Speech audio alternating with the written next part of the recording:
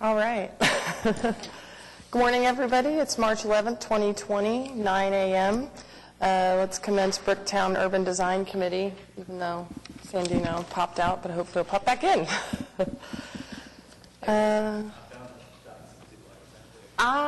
You found a Datsun. Fantastic. All right. Paula, can you take roll call, please? Kasha Egan. Here.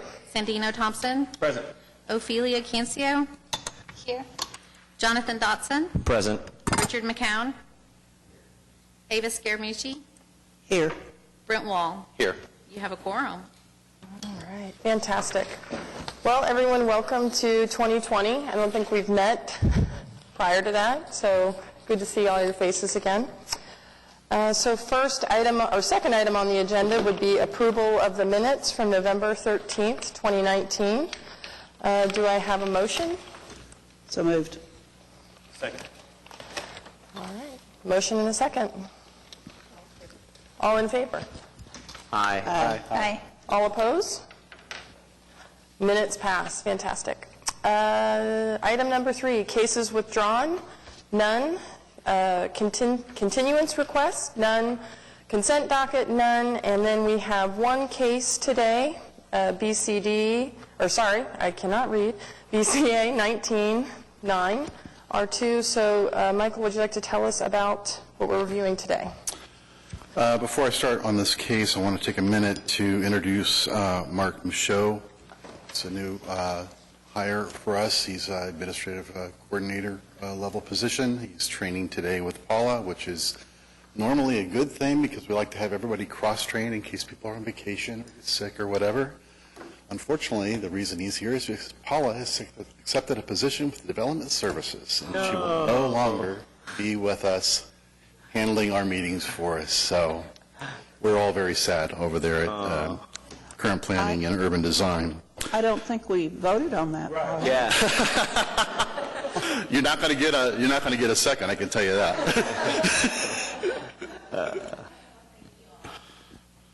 You will be missed. All right.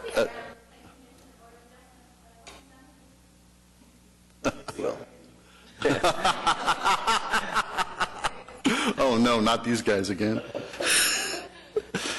All right, this is a case that would normally have been an administrative approval, with the exception of the fact that there's one guideline that is not being satisfied, and that is that the letters are more than 12 inches tall. We've kind of reviewed this for you in the staff report and kind of gone down a laundry list of the other criteria and guidelines that this sign is in compliance with.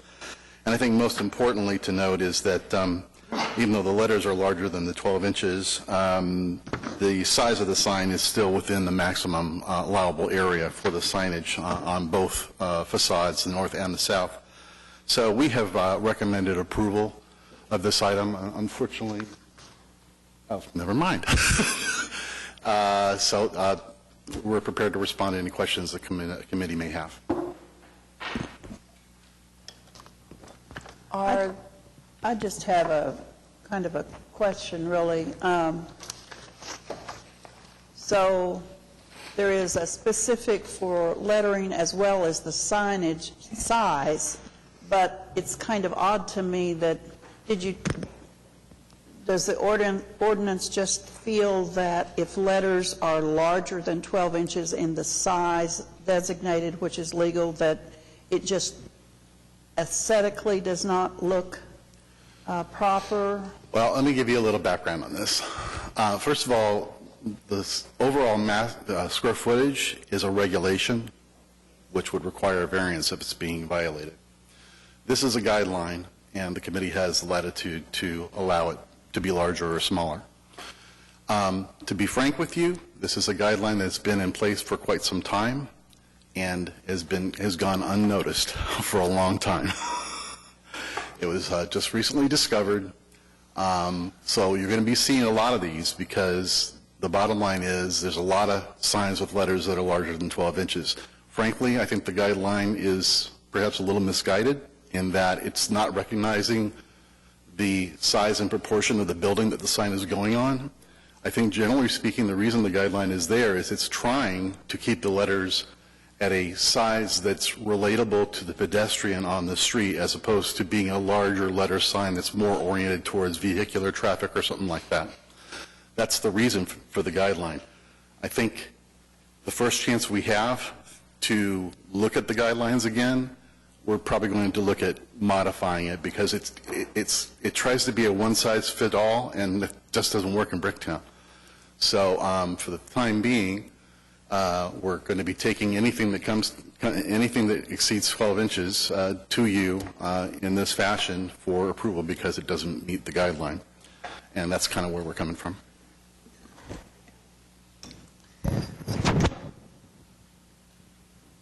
As it relates to signage and guidelines and all of these issues, a developer acquaintance of mine from Wisconsin had commented on our sign ordinance that gave us automobile alley. He said, whatever you guys have on the books, that's one of the coolest strips of a redeveloped area I've seen anywhere in the United States. You almost have a great sign ordinance. So I started digging into it, and I discovered that every single one of those signs was individually approved, and that there isn't any guideline or ordinance or anything that delivers that beautiful collection of, eclectic signs, most of which are perpendicular to the building and create a pedestrian experience. And if there is a way to wrap our arms around, automobile alley as like an as-built set of guidelines, like how do we get more of this? It feels really good. It looks like the historic photos of the 600 plus buildings we tore down in the city. Feels like downtown Fort Worth. I mean, for whatever, the intention, I don't know, the 12-inch letters gets us there, because certainly this sign is mounted to the face of the building, which is basically invisible to the pedestrian. And that's terribly unfortunate. Looks good on a computer screen when you're, drafting a sign, but anyway. Yeah, I think the biggest piece to take away from this is that as much as we come across things on a day-to-day basis where we want to tweak the ordinance and fix this and fix that, and we normally would do that on a yearly or a biannual schedule, kind of. And in fact, the last time the Bricktown guidelines were updated was 2016, so it's been 4 years now. But I think right now, with the overall overarching update of the entire zoning code, all that's being tabled until that effort gets done. So as much as we might like to fix this like tomorrow, we're not going to be able to. We're going to have to live with it for a while. So. But we are, when we do the sign ordinance and the new zoning code update, we're definitely going to take a look at all the best parts that we have and try to use those to implement our new sign regulations. So.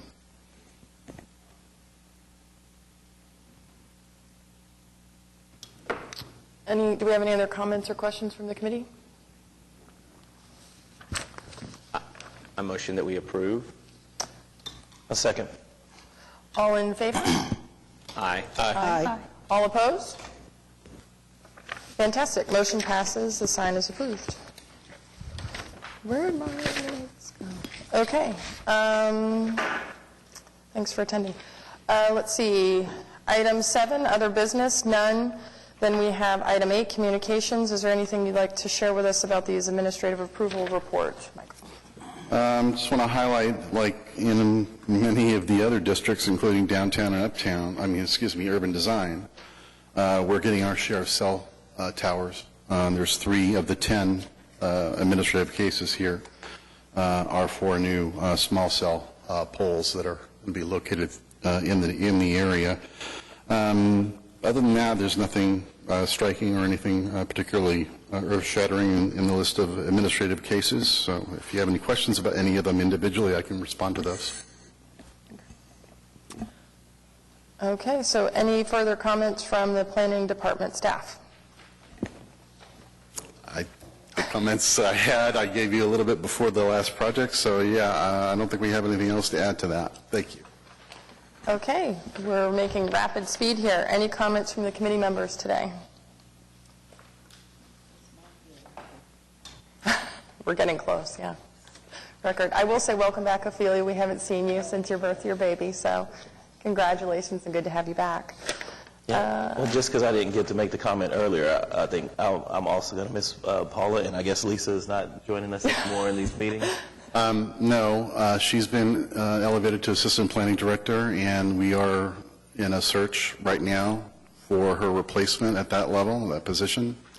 I would expect that by the next time we meet, we will have somebody joining you on the dais who's replaced her, yes. All right. Well, just make sure you let her know that I'm taking it personal. Yeah. It's just too much change in 1 month. Okay, This is what happens when we wait such a long time to meet. yeah, agreed. So do we have anything or a plan on a meeting for April? The deadline for the April meeting was yesterday, and we don't have anything that qualifies for committee reviews, so Okay. it's unlikely we're going to have a meeting in April. Okay. Well, everyone have a good Easter then, if we don't have a meeting. I guess Easter's after our next meeting anyway. But meeting adjourned at 9:11. Well done, everybody.